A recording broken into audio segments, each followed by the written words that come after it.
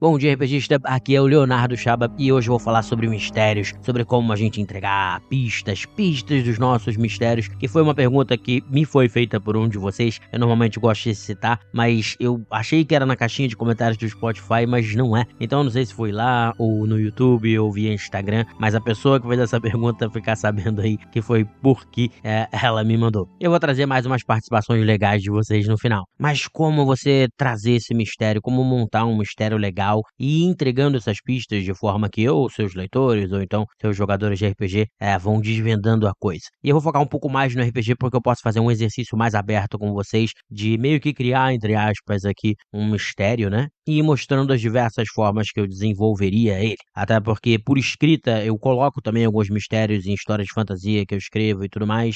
E eu devo admitir que assim, é um dos meus gêneros favoritos. Sherlock Holmes talvez seja o meu personagem favorito. Gostei de Enola Holmes. O segundo filme mais do que o primeiro que saiu na Netflix, Knives Out, que é maravilhoso. Eu quero ver, que eu acho que saiu uma sequência. Enfim, eu gosto muito do estilo desse estilo de detetive e de investigação, etc. Mas eu nunca escrevi muito especificamente, porque exige uma quantidade, ainda mais hoje, que as pessoas vão poder checar muito mais de pesquisa bem maior para você poder escrever e não cometer algum erro bizarro nas suas pistas e tudo mais. Já no RPG isso é um pouco mais solto, então a gente consegue trabalhar mais fácil. Eu vou montar aqui um mistério junto com vocês e mostrar essas possibilidades, porque eu acho que vocês vão gostar. E eu vou usar aqui o sistema do Reinos de Ferro, que eu já falei algumas vezes aqui, que eu gosto porque ele é o quê? Ele é um sistema que é meio que steampunk misturado com metal e fantasia. Você tem robôs que são movidos a carvão, né, a vapor, a motores a vapor. Ao mesmo tempo você tem magia e runas mágicas nesses robôs, mas você tem magia separado também,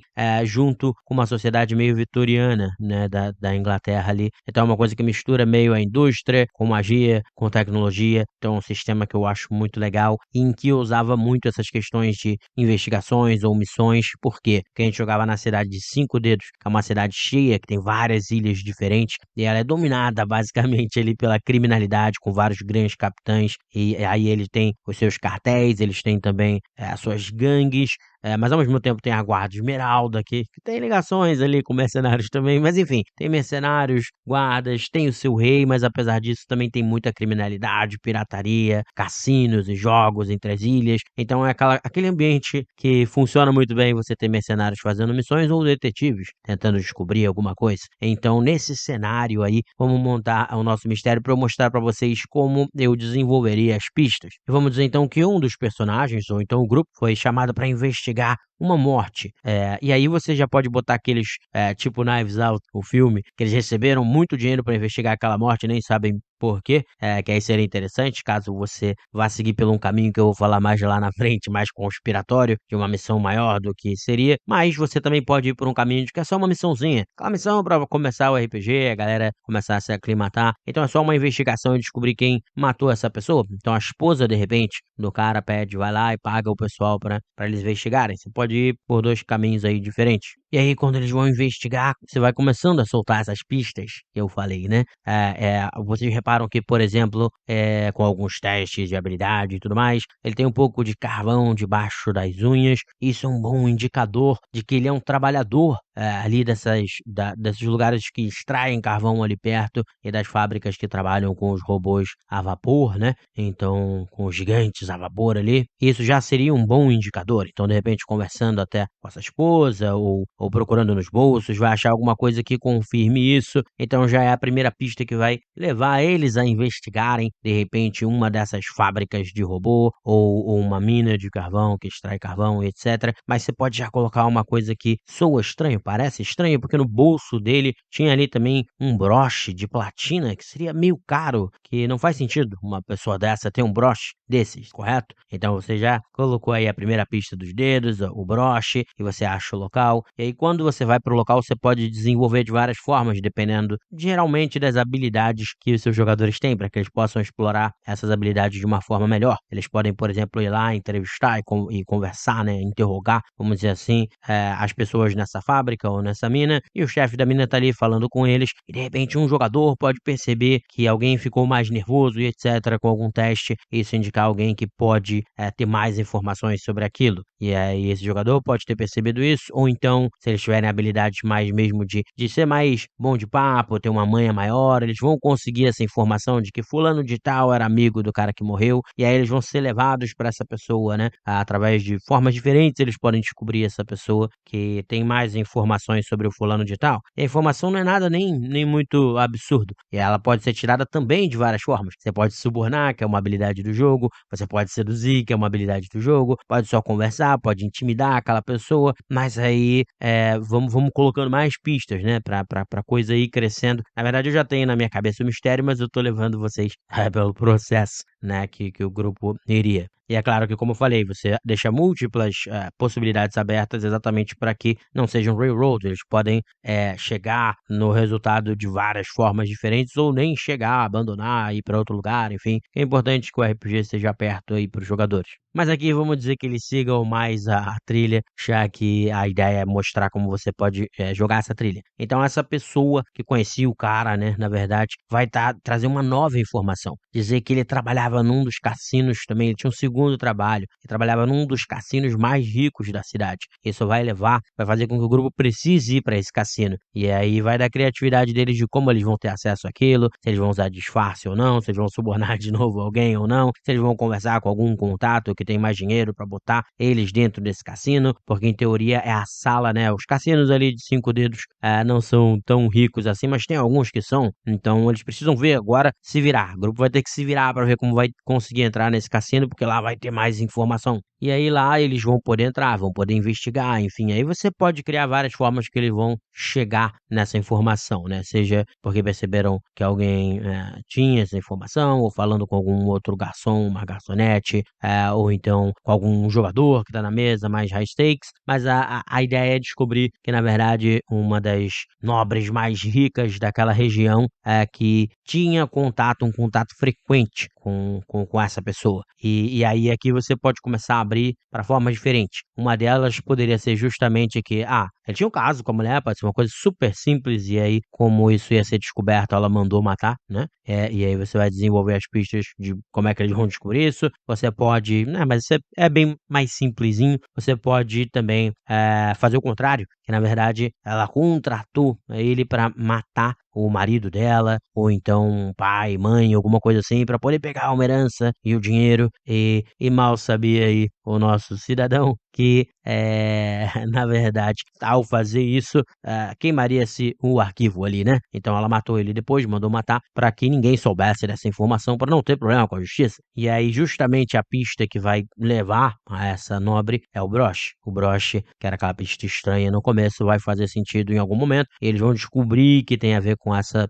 mulher. Mas você também pode levar por outros caminhos, que são muito interessantes. De que, na realidade, o broche, sim, é essa mulher, é o contato, mas o broche faz parte de repente, uma conspiração, que é o que eu tinha falado, de ser algo maior, em que várias pessoas usam esse broche, é tipo uma sociedade secreta controlada por essa mulher, e ela realmente queimou o arquivo ali também desse cara, depois dele ter feito alguma missão, ou porque esse cara estava começando a se arrepender, já que estava tendo, de repente, ali uma conspiração para poder matar o rei, porque o rei viria daqui a uma semana no cassino, né, porque ele costuma vir no cassino jogar e tudo mais, então tem toda uma conspiração para matar o rei, para que os grandes comerciantes, né, as grandes casas de comércio, uma das casas de comércio, tome o lugar desse rei, porque lá em Cinco Dedos, se você ler lá o livro que tem sobre a cidade, que ele detalha bastante sobre a cidade, tem essas questões dessas casas de nobres e essa disputa por poder, então você poderia, na verdade, descobrir essa conspiração, e aí os jogadores de uma coisa pequena já teriam sido levados para uma coisa muito maior, e o que pode ser também interessante, ou seguir,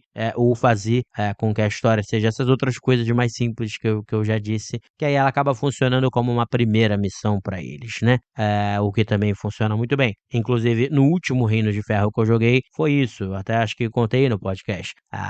Que teve uma investigação, exatamente foram descobrir que a comida estava sendo envenenada, se não falha a memória, mas aquilo lá depois depois eu retomei mais à frente como uma conspiração maior, de que aquele lugar que fazia essa comida estava envolvido numa conspiração maior que tinha a ver com o rei e tal. Mas então, quer dizer, o primeiro caso que eles tiveram e resolveram, depois eles tinham descoberto que esse armazém, eu não lembro mais qual era o nome, mas era caranguejo alguma coisa, era de onde estava vindo a coisa envenenada, e aí mais lá pra frente eles foram descobrir que isso era ligado a um dos grãos capitães e usaram essa informação para chantagear ele, enfim.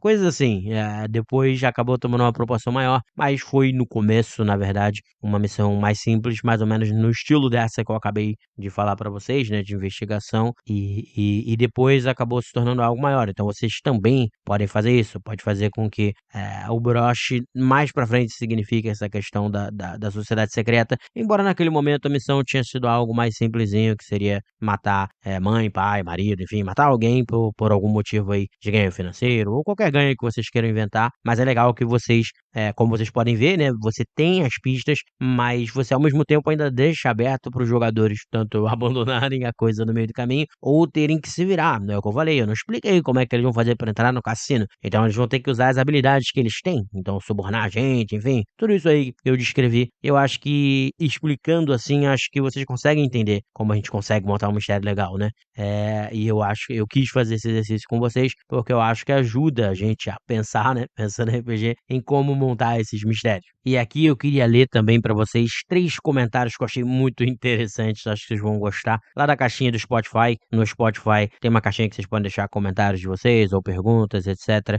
além dos comentários do YouTube que vocês podem participar, ou em pensandorpgradio@gmail.com, mas tiveram umas participações que eu achei muito legais e que eu tenho que ler para vocês. Porque eu falei aqui sobre o estoicismo no episódio de ontem, e aí o Maurício Farina comentou: "Oi, Léo, enquanto você estava falando sobre o estoicismo, me veio um pensamento engraçado. Seriam os filósofos os precursores dos coaches?" E não, de forma alguma, mas muitas coisas das filosofias são usadas por coach e muitos filósofos foram, você poderia puxar para o lado do coach, mas na verdade mentores mesmo, professores, né.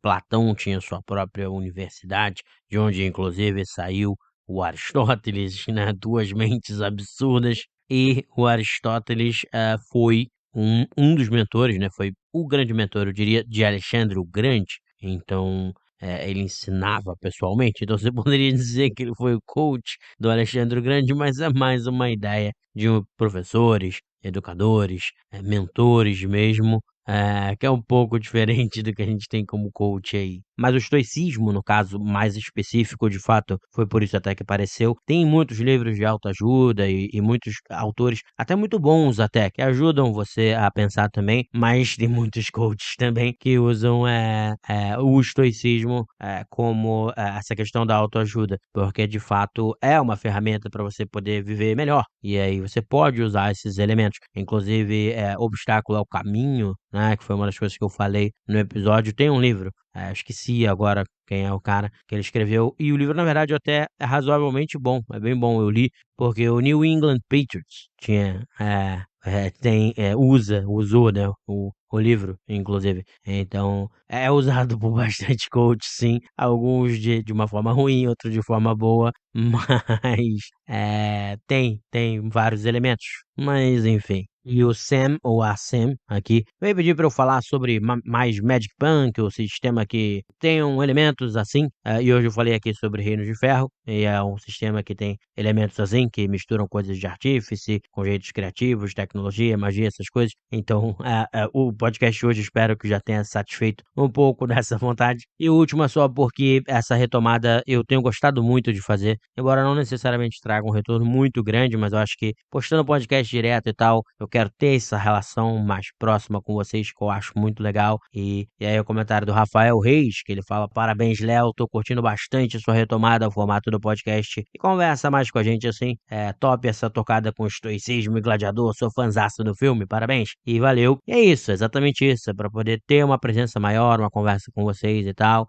Por causa de algoritmo acaba não indo tão longe quanto poderiam, né, os programas, mas aí se vocês gostarem, vocês indiquem para as pessoas. Às vezes um programa programa específico, não precisa ser tipo, esse aqui é sobre o estoicismo, de repente alguém vai gostar, vou mandar pra aquela pessoa e tal, porque é só com indicação aí que o podcast vai crescer, principalmente no Spotify. No YouTube ainda cresce um pouco de outras formas, mas de qualquer forma o principal é poder ampliar a conexão com vocês, a conversa com vocês, usar as perguntas e a participação de vocês. Então é isso, espero que vocês tenham gostado de mais esse episódio e até amanhã, se tudo der certo aí, de segunda a sexta vamos tentar e vamos ver se vai dar certo.